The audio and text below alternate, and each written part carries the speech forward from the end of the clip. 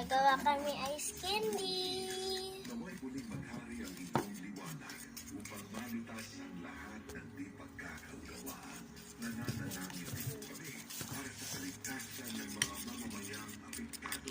Ilayo niyo po nawa sila at ang kanilang mga mahal sa buhay mula sa Ice candy, mango at kayo po ang ano? May ilaw? buo po ang loob namin na hindi niyo po kami pababayaan. Mango and... Amen. Ayun. Sasamahan tayo ni Dr. E. Ha? Galing sa TV. Ano yan? 9:30 Ano yan? Nandito na sa Ama, natatapon! Ako para maingat. Maingat na mabilis ako. Diba? Maingat na mabilis.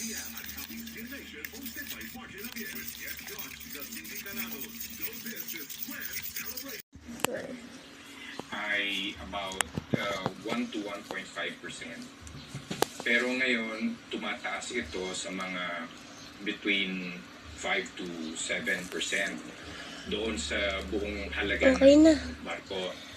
Okay na, Kung ma. sakasakali, ang Puno-puno halaga ng na. barko naghalaga between 200 to 300 million US dollars. So, paano ang magiging matatali premium yun? nila aabot ng between 5 to 7.5 million Punong-puno. to about 15 million. Mag-ice candy. For, sa... yan lahat, 14. Tapos plus 1, 15 na. Sa sobrang init. Ayan, tayo gumawa ng Ice candy. do-it-yourself ice candy. Oh. Marami ring oil production facility ang nasira. 3, 2, 1. Ayan, sobrang dami. Bawasan natin. I think it will take some months because most of the infrastructure, Bawasan especially natin. LNG, Tapos has kuha ko been isa. destroyed. And I Ma. think LNG and Qatar will take 5 years to fix. Bababa na daw kasi magkakaroon ng ceasefire.